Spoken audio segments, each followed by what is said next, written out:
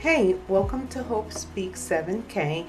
I'd like to introduce you to my father, Bienvenido Benny Goliath Cornelio, born December 18, 1942, and passed away on September 5th, 2023.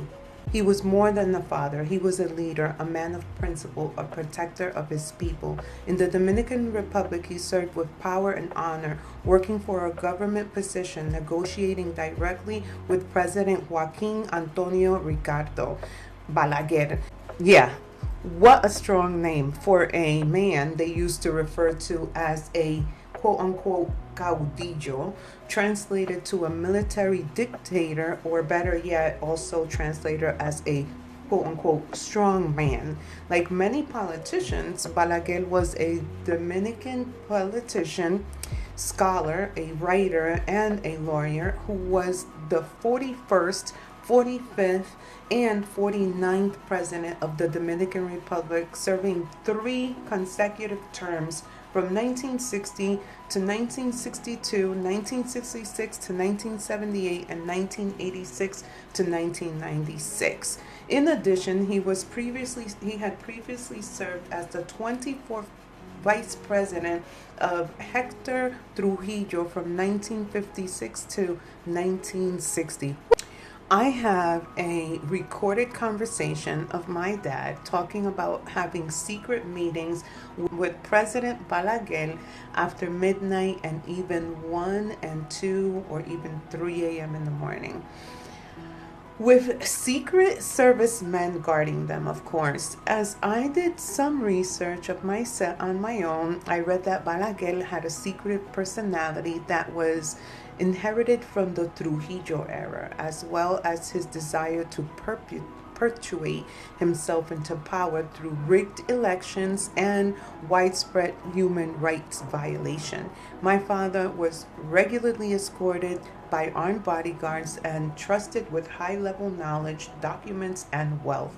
He never left the house without his firearm, not because he was afraid or any kind of fear, but because of the weight of what he carried. And when the president asked him to betray his own employees to take away their benefits for political gain in exchange for a beachfront mansion, more money, and a prestigious position besides the presidency, my father chose integrity. He said no.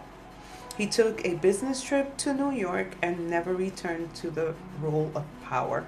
He started all over again from scratch as a hospital cook, climbing his way up into management, and one by one, he brought his family to the U.S. legally, respectfully, honorably.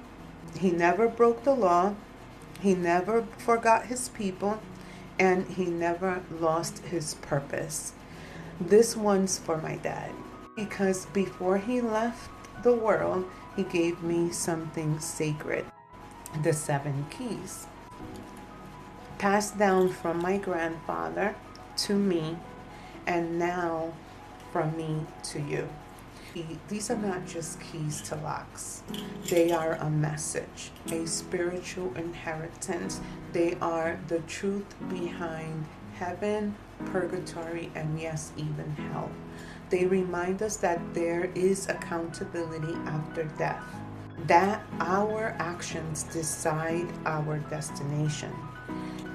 So many people believe there are no consequences, especially the rich, the powerful, those who hurt others without remorse.